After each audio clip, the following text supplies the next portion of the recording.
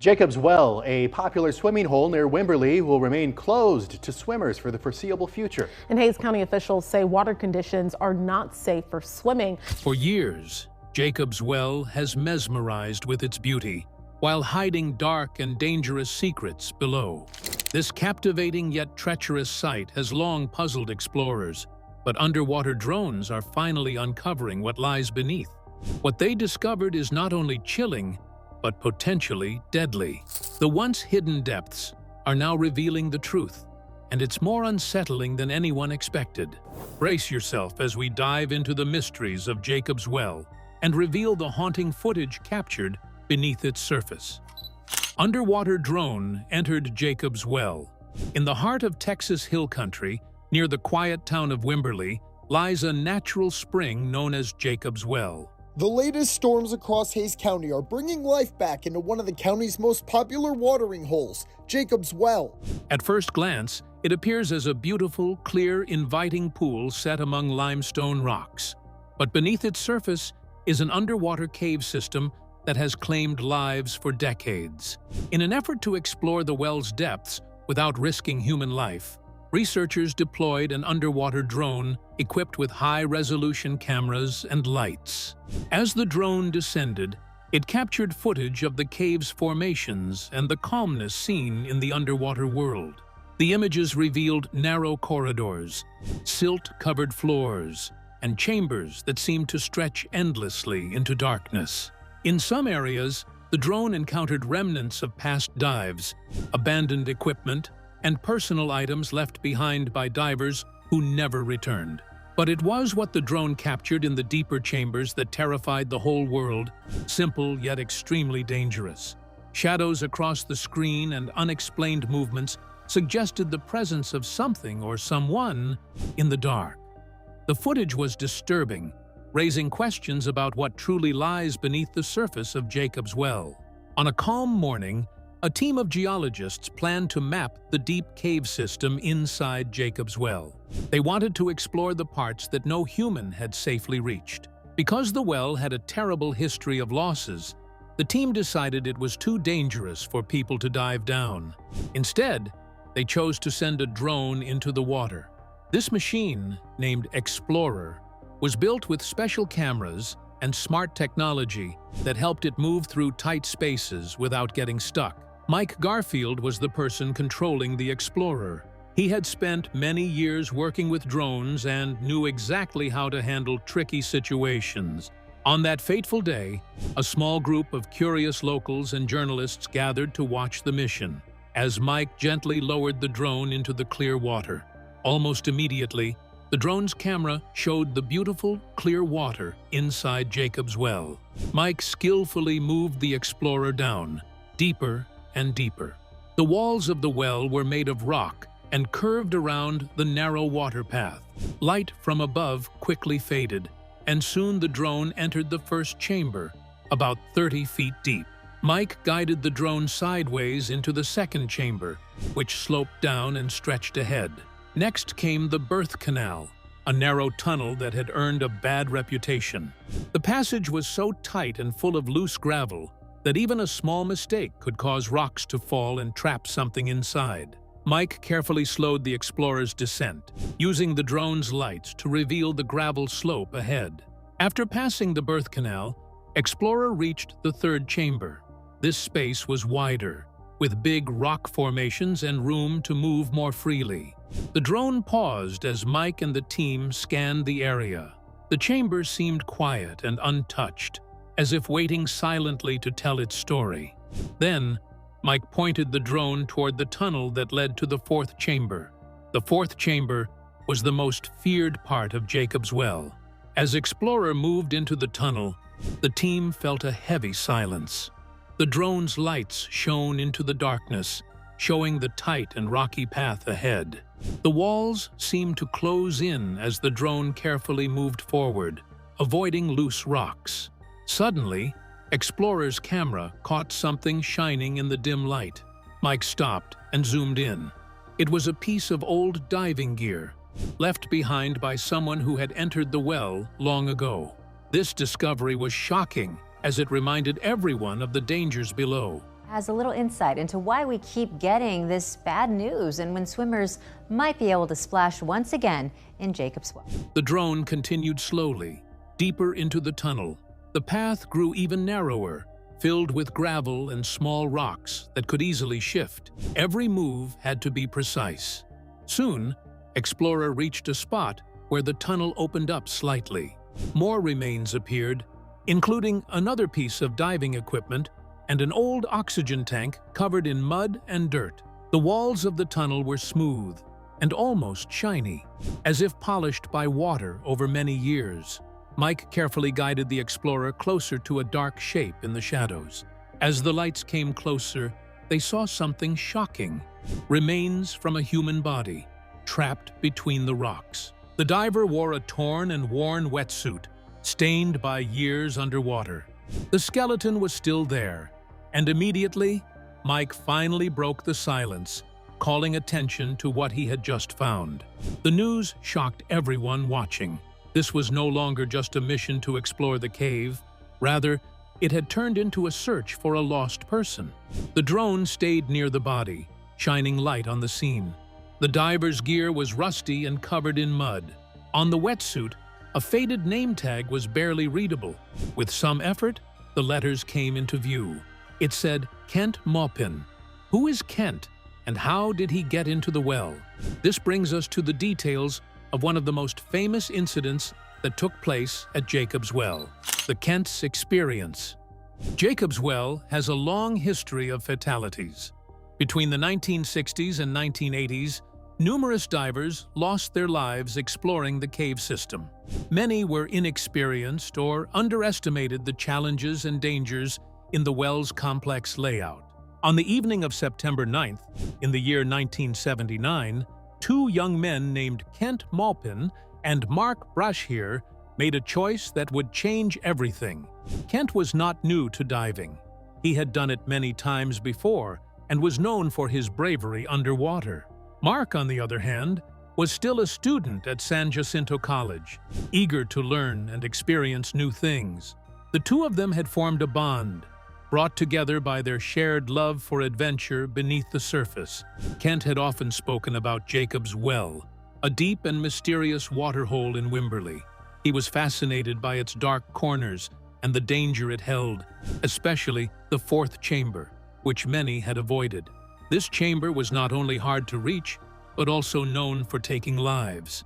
Still, Kent had a strong desire to go where others had failed. He was not satisfied with just hearing stories or staying in safe areas. He wanted to see the place for himself, no matter the warnings. Together with Mark, Kent joined a group of divers from Pasadena. They camped out near Jacob's Well, preparing for the moment they would finally enter the depths. As night fell on that fateful day, Kent, Mark, and a few others put on their gear and stepped into the water. They knew the risks. Still, their goal was to reach the last chamber, the one that had scared so many before them. But Kent and Mark felt drawn to that chamber. It was not just about adventure for them. It was about pushing limits, proving to themselves they could face the unknown without being afraid. Instead, they appeared focused, pulling their tanks through the tight space, going in deeper. They didn't carry extra lights, and they had no safety ropes to guide them back. Their actions showed no signs of planning for trouble. They were simply driven by the need to go forward. Those who watched them go in could only wait and hope. After passing the third part of the cave, there was a small opening leading to another section. Many people who went through this part before never came back. On that important night, these young men stood at the entrance, slowly pulling their heavy air tanks behind them as they moved forward into the dark passage. Kent carefully moved his large metal tank backward through the tight space. Mark followed closely behind, doing the same thing. Joe watched quietly, feeling surprised and confused. Nobody had told him they planned to go this far. Mark disappeared deeper into the darkness without looking back. Joe swung his dive light from side to side, hoping to catch Mark's eye. But Mark didn't react. His eyes stayed on the tank as he pulled it further into the shadow. Joe understood this was dangerous. Kent and Mark used steel tanks with less air than Joe's aluminum one. Since they were going deeper, they would use their air faster. Joe felt his air running low and knew things were serious. He hit his tank with his knife to get their attention, but no one answered.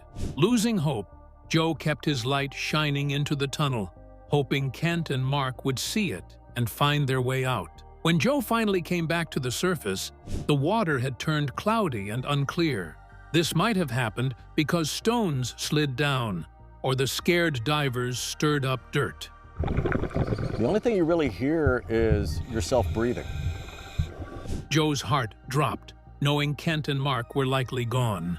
Soon, a police officer came and told Don Dibble and Paul Battaglia about the incident. Don, who was an ex-Navy diver with the highest diving certificate. Even though the chances of finding Kent and Mark alive were low, Don, Paul, and 2 others from the volunteer rescue team decided to try. They grabbed gear from Don's dive shop and quickly went to the site. When they arrived, they found the other divers who had escaped. These divers were tired and shaken after searching without success. One of them said he saw something that looked like bodies covered by stones inside the cave. Don looked at the deep, dark hole of the well. It was night, and the opening looked very scary. He decided it was safer to wait until morning before trying to recover the bodies. Quietly, Don spoke to the lost divers, as if telling them to wait for daylight. The team got ready carefully for the next day. They knew the well was dangerous. Strong water currents, narrow spaces, and loose stones made the dive hard. The deepest part of the cave, where Kent and Mark disappeared, was the most dangerous. Many people who went there did not return. Even so, the team was ready to face the risk of bringing their friends back. When the sun came up, the water was still dark and calm. At 10 in the morning, the team arrived again at the well. 2 divers started carefully moving the gravel in the narrow passage. They used small tools called trowels to clear a path big enough to get through. But instead of making things easier, moving the gravel made the situation worse. The dirt and stones became unstable and harder to manage. Don heard different opinions about whether the rescue was possible. After thinking it over, he decided to dive into the well himself. He took a game warden named Calvin Turner with him for help. As they went down, they left extra air tanks at 25 and 75 feet in case they needed more air.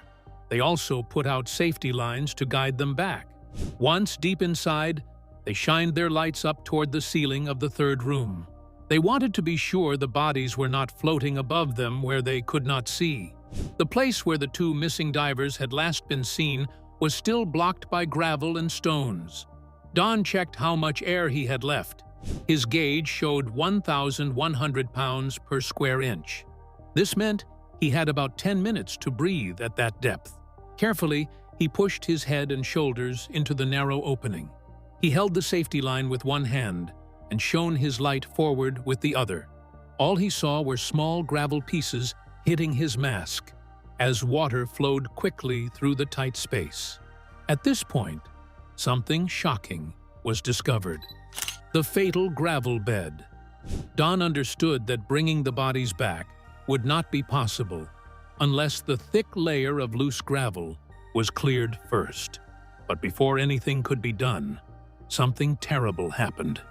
Gravel shifted suddenly and trapped him at the entrance of the narrow passage. The water turned cloudy, and Don could not see anything. His arms were stuck, and he could not make noise by banging on his tank or signaling for help. As he struggled, his breathing became faster. He knew this would use up his air quickly, and it did. He was running out of time and out of breath. Don started to understand that he was about to pass out.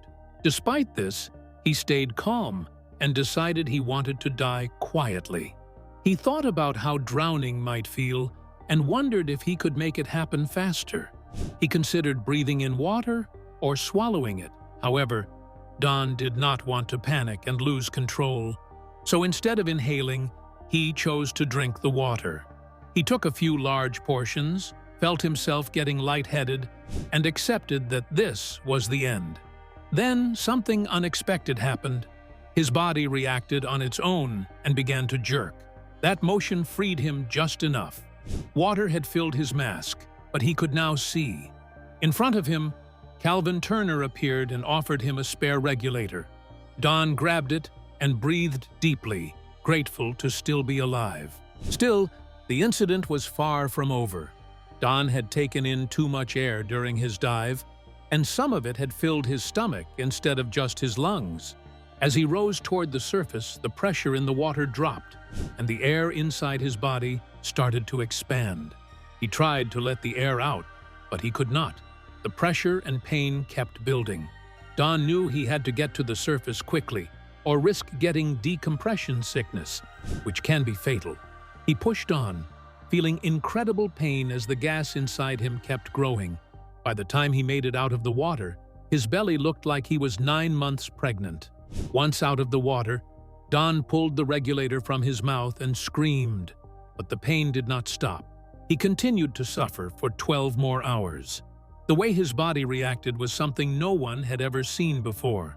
At first, they thought he had suffered an embolism, a condition where air becomes trapped in the lungs as it expands. He was taken to the Brooke Army Medical Center to be treated in a recompression chamber. This treatment mimics diving pressure and is meant to help air bubbles in the body dissolve safely. Sadly, the therapy did not ease his suffering. Later, Don was moved to another hospital. A new doctor finally decided to do X-rays. That was when they discovered what was wrong. His stomach wall had burst.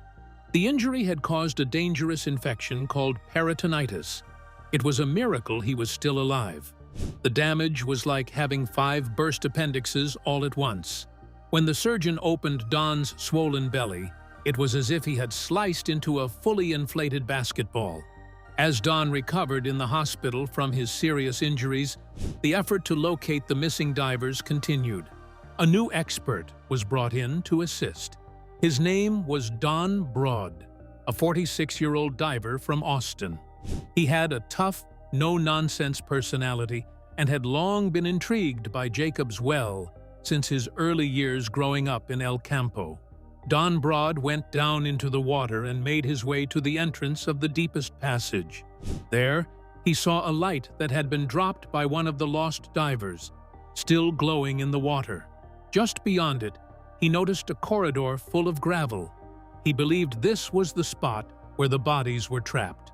Broad quickly understood the danger the young divers had faced. Kent and Mark must have been digging with their hands or tools, pushing gravel backward to go deeper into the cave. There's no doubt that their bravery had placed them in a fatal situation, risking their lives just to explore a few more feet of underwater stone. Broad knew that trying to reach them now was incredibly dangerous. He believed the only way to remove their remains safely was to remove all the gravel, beginning from the top and working down. 2 days later, help arrived in the form of a white recompression chamber brought on a flatbed truck. It looked like a space capsule and belonged to the Schaefer Diving Company. The families of the missing young men had hired the company to carry out the recovery. Louis Schaefer, the owner, felt hopeful that the mission would succeed. He led the first dive himself. As he descended into the well, he could still be seen from above until he reached the 25-foot mark.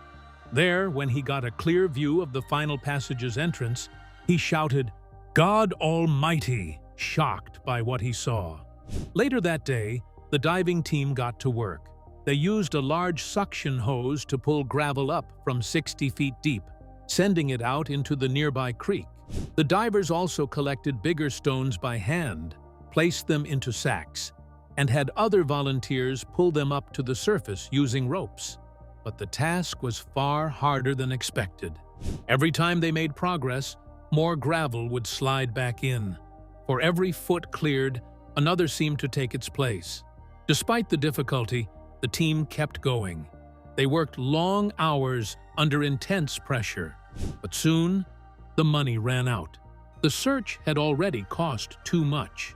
When the crew returned to the site after a short pause, they discovered that the space they had cleared had nearly filled in again. It was as if all their work had been undone in just 2 days. The job was not only dangerous and tiring, but it also now seemed endless. They continued working, even though they were no longer being paid. But it was no use. Another team of divers from a company called Brown and Root was brought in. State Senator Chet Brooks had sent them to offer a second opinion. After reviewing the conditions, they agreed with what Schaefer's team had finally come to accept. The risk was too high.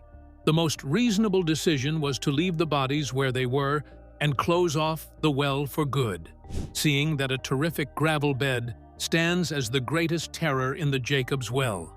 Who would have imagined that such a thing would position itself as the most fatal part of the well? 12 days after Kent Maupin and Mark Brashear disappeared inside Jacob's Well, the search officially ended. Whatever happened in that narrow, dark space stayed hidden.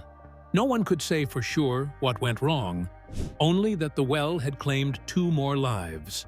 People all over, from friends, family, to fellow divers left on the surface, were left with pain and endless questions. Many wondered why they took the risk, and probably what exactly they saw in that chamber that made them keep going. For Kent, it may have been the dream of going farther than anyone else. For Mark, perhaps it was about following a friend he looked up to, sharing a final dive that became their last. But the sadness remains. 2 people went into the water full of hope and were never seen alive again. Kent's story was well known in the diving community and beyond. Seeing his remains using an underwater drone after so long was both sad and important. This was not just a discovery of a body, but a reminder of the risks people take to push boundaries. The drone mission proved that technology could reach places humans could not safely go. But it also showed how dangerous Jacob's Well really was. Despite its beauty, it remained a place of mystery and loss. The team knew they had uncovered something that would stay with them forever. In the days that followed, more people learned about the discovery. The name Kent Maupin was spoken with respect and sorrow. His story, once just a warning, became a real reminder of the dangers hidden beneath the water's surface. Jacob's Well is still there, deep and dark, with secrets that have yet to be fully uncovered. The drone explorer's journey revealed some of those secrets, but also left many questions unanswered. What exactly happened to Kent? Could anyone else ever safely explore the 4th chamber? These questions remain, echoing in the quiet water. For now, the discovery of Kent's remains was an emotional moment. Jacob's Well holds a powerful story of bravery, loss, and the mystery of the unknown. The drone's flight into its depths gave the world a clear picture of this hidden place and the price paid by those who dared to explore it. The site of Jacob's Well still stands today. It is still a place of beauty and mystery, but also a place that reminds people of how dangerous nature can be. The 4th chamber remains mostly untouched, a tight passage that has taken more than it has ever given back. Let's get into some details about the well and its state today. Jacob's Well, a scary and deceptive beauty. Jacob's Well is more than just a swimming hole. It's the mouth of a vast underwater cave system that stretches deep into the earth. The opening is about 12 feet wide, leading to a vertical drop of approximately 30 feet. From there, the cave continues downward at an angle, weaving through a series of chambers and narrow passages. Historically, the well was a powerful artesian spring, fed by the Trinity Aquifer. In the early 20th century, it gushed water at a rate of 170 gallons per second, shooting up to 6 feet into the air. However, excessive groundwater pumping has diminished its flow, and in recent years, the spring has ceased flowing entirely during periods of drought. The beauty of Jacob's Well has drawn divers from around the world. Its crystal-clear waters have proven irresistible, leading to a series of people losing their lives over the years, with at least a dozen divers having lost their lives exploring its depths. The structure of Jacob's Well is not simple. It starts with a vertical drop, the first chamber, which goes down around 25 feet. After that, the second chamber adds about 35 more feet, getting deeper and darker. The third chamber is different. It does not go straight down. Instead, it slopes slowly and gets tighter the deeper it goes, ending at about 75 feet below the surface. It is at this point that a narrow hole leads into the most feared part of the well, the fourth chamber. This final space, hidden behind the third, had been entered by some before. Sadly, most of them never came back out. The path was tight, the light dim, and the pressure great. The water could become cloudy without warning, and it was easy to lose direction. Many called it a trap, and even experienced divers had given up on exploring it further. One of the most dangerous sections is known as the Final Squeeze, a narrow passage that has trapped several divers. The cave system's complexity is a significant factor in its danger. Divers must navigate tight passages, sudden drop-offs, and spots where mud can quickly make it hard to see. The third and fourth chambers are particularly hazardous, with false exits and narrow squeezes that have led to multiple fatalities. While the mysteries of Jacob's Well continue to draw curiosity, they also serve as a reminder of the importance of caution and respect for nature's power. The well's beauty masks its dangers, and even experienced divers can find themselves in life-threatening situations. For those considering exploring such environments, proper training, equipment, and adherence to safety protocols are essential. The stories of those who have perished in Jacob's Well show the need for vigilance and the recognition that some places are best left unexplored. Efforts to improve safety have included installing metal grates to restrict access to the most dangerous sections and implementing stricter regulations for divers. However, the well continues to attract curious minds, some of whom ignore warnings and go into forbidden areas. The drone footage from Jacob's Well sparked international interest, with viewers around the world captivated by the mysterious images. The well's reputation as one of the most dangerous dive sites has only grown, drawing comparisons to other locations like the Eagle Nest Sinkhole in Florida and the Temple of Doom in Mexico. These sites share common traits: beautiful yet deceptive environments that attract divers into dangerous situations. The beauty and curiosity of the unknown and the desire to conquer nature's challenges drive many to take risks, sometimes with fatal consequences.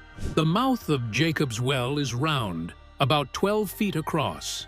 The entrance leads into the depths of the earth through a clear blue pool. Long ago, this opening pushed out streams of water from deep underground, spraying up 6 feet into the air. That was back in the year 1924, when the spring was still gushing freely. At the time, it poured out about 170 gallons of water every second, all fed by a huge underground water source called the Trinity Aquifer. But times have changed. The water no longer bursts out the way it used to. A company named Aqua Texas, part of a bigger group called Essential Utilities, has been drawing large amounts of water from the aquifer. This has caused water levels to drop. As a result, the strong flow of the spring has slowed until only a gentle ripple remains on the creek's surface. For the first time in recorded history, Jacob's Well stopped flowing completely in the year 2000. It happened again in the years 2008, 2011, 2013, and 2022. The loss of this water source has led to serious efforts to protect and conserve the spring and the land around it. In the year 2010, Hays County stepped in to save the area. They bought 50 acres of land around the well. A group called the Wimberley Valley Watershed Association also handed over 31 acres, joining it with the county's land to make a protected space now called the West Ridge Tract. Together, they now manage 80 acres of land, trying to shield Jacob's Well from future harm. Now, with protection from the county and groups working to save it.